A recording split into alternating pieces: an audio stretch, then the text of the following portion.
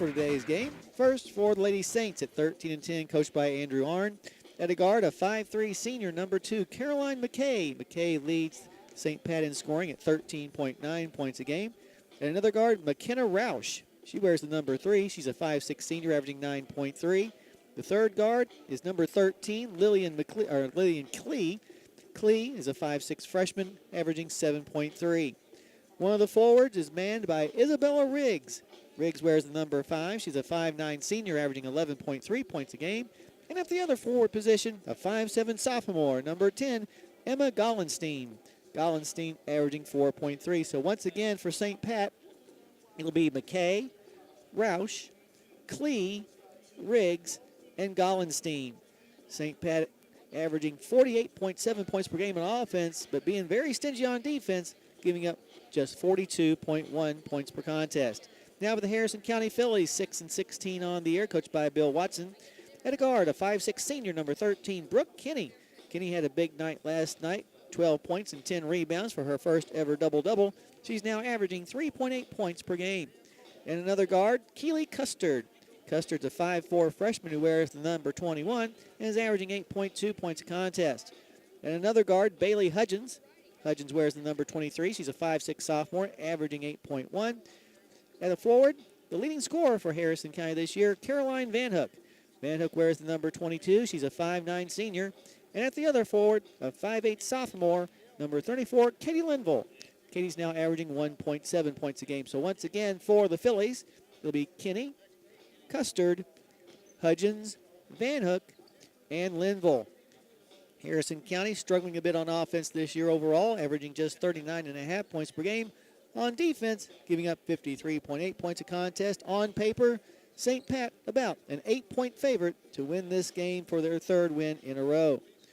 Well, Harrison County's gone back to the locker room. St. Pat still taking some warm-ups in front of us. That'll give us an opportunity to take it back to the station to Bruce Templeton from Unity Christian Church with this morning's pregame prayer.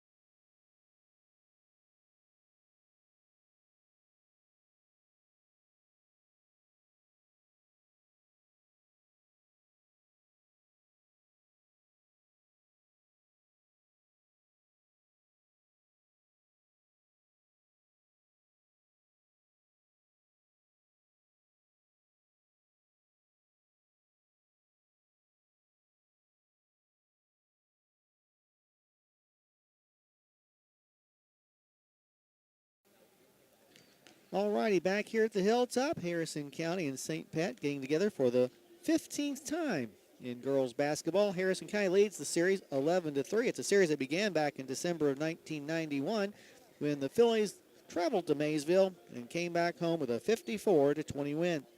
Here on the Hilltop, Harrison County's been especially effective against the Lady Saints, going 5-1 in the previous 6 games played here on our floor. The last time the two teams got together was back in February of 2021, a couple of years ago, when the Fillies traveled up to Maysville and came back home on that occasion with a 60-43 win.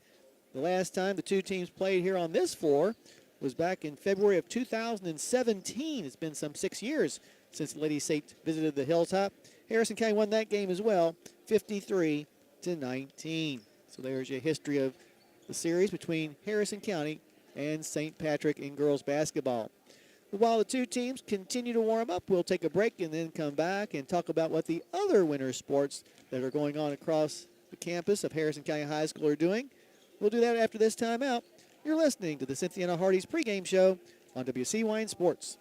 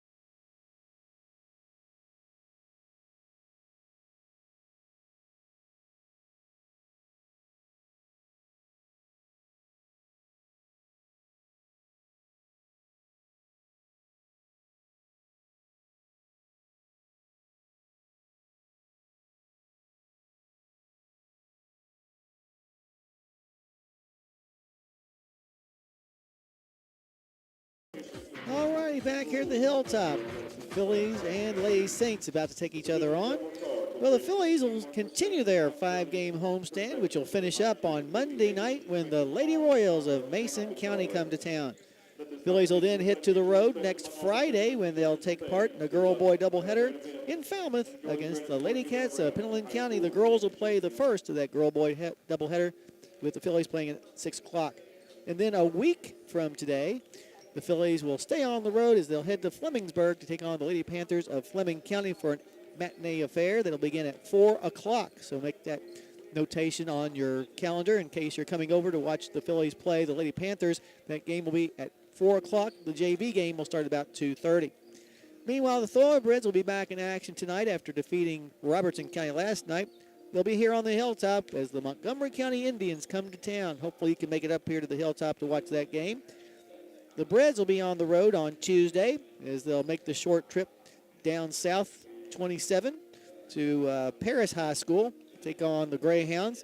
They'll then go in the opposite direction on Friday as they'll head to Falmouth to take part in that girl-boy doubleheader that we talked about before. The boys will play the second game of that doubleheader. And then a week from today, the Thoroughbreds will be back at home as they'll host the Yellow Jackets of Woodford County. Woodford County, a pretty darn good team that will give the Thoroughbreds a challenge. As far as wrestling is concerned, today our girls wrestling team is involved in the state tournament, which is being held up at Tates Creek High School in Lexington. So best of luck to our girls who probably just did get done weighing in for the state tournament. Meanwhile, our boys off today, probably gone up to watch the girls wrestle. They'll be in action next Saturday for the Region 6 tournament, which is being held at Frederick